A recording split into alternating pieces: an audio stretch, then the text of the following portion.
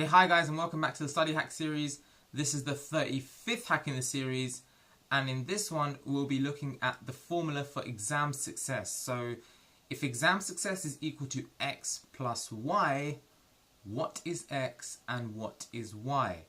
Okay, so if you haven't already done so, please subscribe to my channel and click on the bell button so you continue to get notifications about free study advice. So again, we're going to start with a quote, and this one is: if A is success in life, then A equals x plus y plus z. Work is x, y is play, and z is keeping your mouth shut. That was by Albert Einstein. So the way I'm going to convey what these two things could be to you is through imagining that there is a paper. So imagine you've got an exam paper in front of you and it's worth 60 marks and you have an hour or 60 minutes to complete that exam paper. So first of all, broadly speaking, there are going to be two key things to succeeding in that exam, which are x and y. But the thing is, what is x and what is y? So what defines success in an exam? In other words, why would someone succeed more in an exam than someone else? Well, straight away you'd be thinking, okay, it's the number of marks they get. So for example, someone who gets 55 out of 60 in that paper would be more successful in that paper than someone who were to get 40 out of 60. So the first thing that defines success in the exam is the number of marks someone picks up in that exam.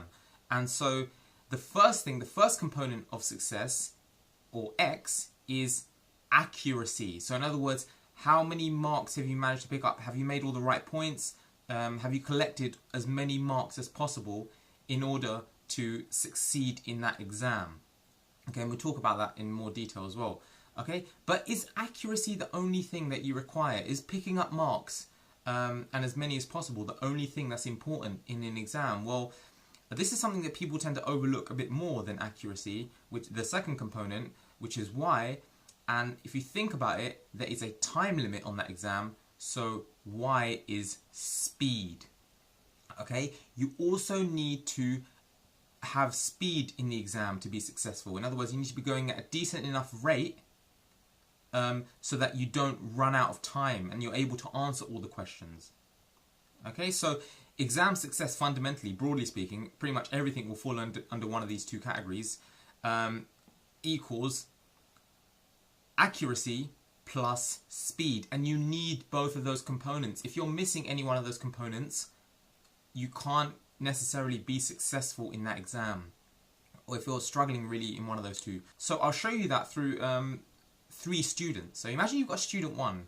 They're extremely smart, extremely bright, and they manage to pick up every single mark on the questions they answer, but the problem is that they're really slow. So they only manage to complete half of the paper. So what they do is they only answer 30 marks worth of questions, but they get them all right. So what have they got? 30 out of 60. Are they successful? No. Because even though they had high accuracy, they had low speed. So they had high accuracy but low speed. Now you have the second student, student 2, who is very fast, so they have high speed, but the problem is they rush through it, don't concentrate, or they don't know the content well enough, so they have low accuracy. So maybe they answer all the questions, so they answer all 60 marks worth, but they only get half of them right. So in that case, they're only going to get 50% on the paper. Okay? But then you have student 3, who has both high accuracy and high speed. Well, in that case, they're able to answer all the questions correctly, but also get through the entire paper. So they manage to answer every single question as well on top of that.